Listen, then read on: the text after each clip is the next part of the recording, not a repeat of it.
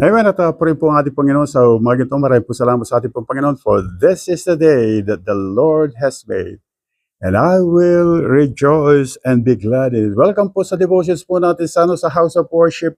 We are in the topic po of Follow Me, number 32 na po tayo.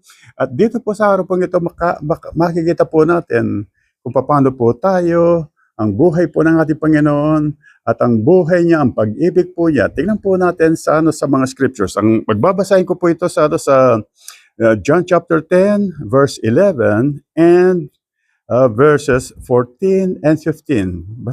Samahan po ninyo ako. I am the good shepherd. The good shepherd gave his life for the sheep. Sa verse 14 po, I am the good shepherd, and I know my sheep, and I am known by my own. As the Father knows me, even so I know the Father, and I lay down my life for the sheep. Kung titignan po natin ito, yung pong napag-aralan po natin, that we have come to know that the shepherd po, all his days po, sa araw po, is continually being with the sheep. At he'll going to lead them to still waters. He'll going to lead them to green pastures po. He'll going to protect them. At pagdating po ng gabi, makita po natin, he'll going to put them in the sheep pen. At andun po siya sa opening. Siya po mismong door that no one can come in, is continually protecting the sheep.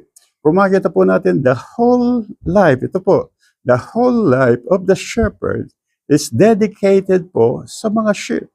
At kung titingnan po natin dito, the Lord Jesus Christ has confirmed that I am the good shepherd. The good shepherd gave his life for the sheep. Kung makita po natin, it is also a Sabbath po, last Friday preaching po, makita po natin dito that the life of the Lord Jesus Christ is dedicated to us. Kung makita po natin, the Lord Jesus Christ will going to tell you, you are my life. Amen, yung pong buhay po ng ating pong Panginoon ay para po sa atin.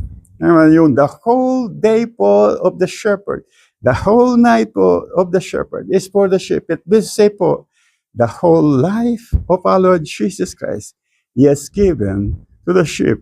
At makita po natin, the Lord Jesus Christ is telling us right now, ito po yung sasabihin po ng ating Panginoon, you are my life. The very life of the Lord Jesus Christ had been given to each and everyone. He's going to protect you. He's going to provide for all your needs. He's going to take care that you are always in good health.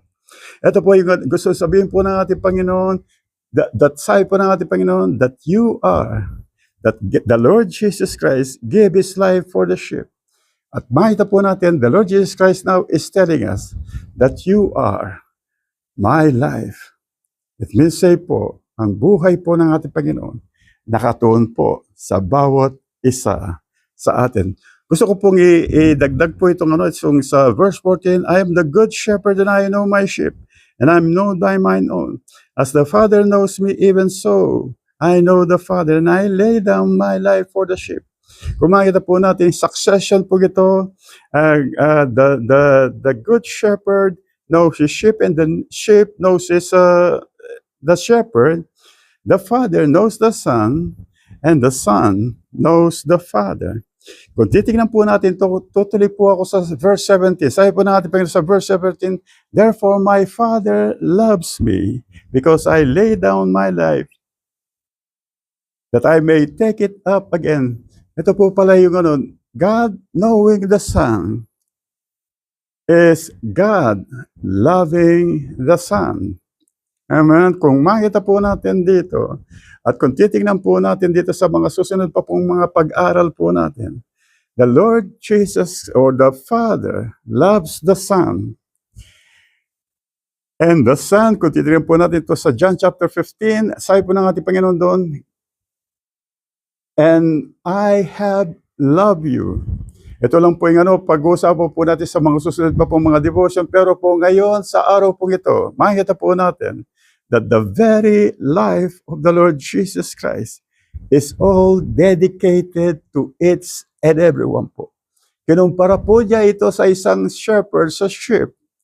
The whole life of the shepherd is for the sheep po. Ngayon po, God is telling us, the Lord Jesus Christ is telling us, the whole life of the Lord Jesus Christ is for you. He is telling each and everyone, you are my life. Ito po yung sasabihin po ng ating Panginoon sa bawat isa sa atin. You are my life. Nakatuon po sa atin ang buhay ng ating pong Panginoon. At maraming po salamat sa ating pong Panginoon sa lahat po yung mga nasa live streaming, sa lahat po na makakapanood po ng live streaming na ito. Pagpalain po kayo ng ating Panginoon sa araw po ito at sa mga susunod pa pong mga araw. And glory to God po.